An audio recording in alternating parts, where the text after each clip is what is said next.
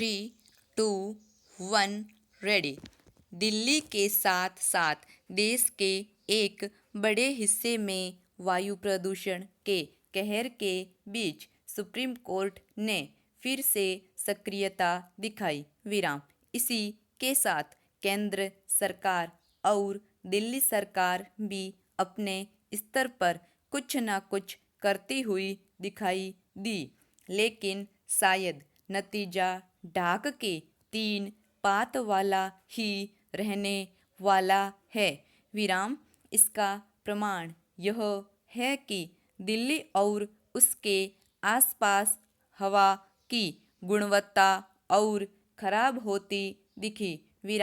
इसका सीधा मतलब है कि सेहत के लिए घातक साबित होते प्रदूषण से बचने के लिए ठोस उपाय नहीं किए जा रहे हैं। इसका पता इससे भी चलता है कि तमाम डांट फटकार के बाद भी पंजाब में पराली दहन पर प्रभावी रोक नहीं लग सकी है। यदि हमारे नीति नियंता यह समझ रहे हैं कि प्रदूषण के गंभीर हो जाने के बाद उससे निजात पाने के आधे अधूरे कदम उठाने से समस्या का समाधान हो जाएगा, तो ऐसा होने वाला नहीं है। इस पर हैरानी नहीं कि दिल्ली में सम विषम योजना पर अमल करने के बाद भी वायु प्रदूषण में कोई उल्लेखनीय कमी नहीं आ सकी। खुद उच्चतम न्यायालय ने पाया कि यह योजना प्रदूषण नियंत्रण का प्रभावी उपाय नहीं। यह मानने के अच्छे भले कारण हैं कि सरकारें वायु प्रदूषण के मूल कारणों को समझने और उनका निवारण करने के लिए तैयार नहीं।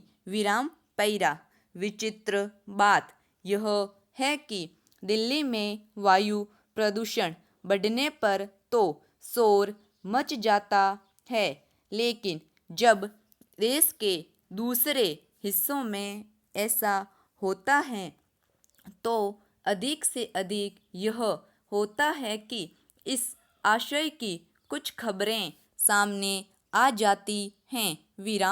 क्या वायु प्रदूषण केवल दिल्ली के लोगों के लिए ही नुकसानदायक है? यदि नहीं, तो फिर देश के दूसरे हिस्सों में फैले वायु प्रदूषण की चिंता क्यों नहीं की जाती? यह वह सवाल है जिसका संज्ञान लिया ही जाना चाहिए। इसी के साथ यह भी समझा जाना चाहिए कि केवल आदेश निर्देश देने, बैठकें करने और चिंता जताने से वायु प्रदूषण से छुटकारा मिलने वाला नहीं है।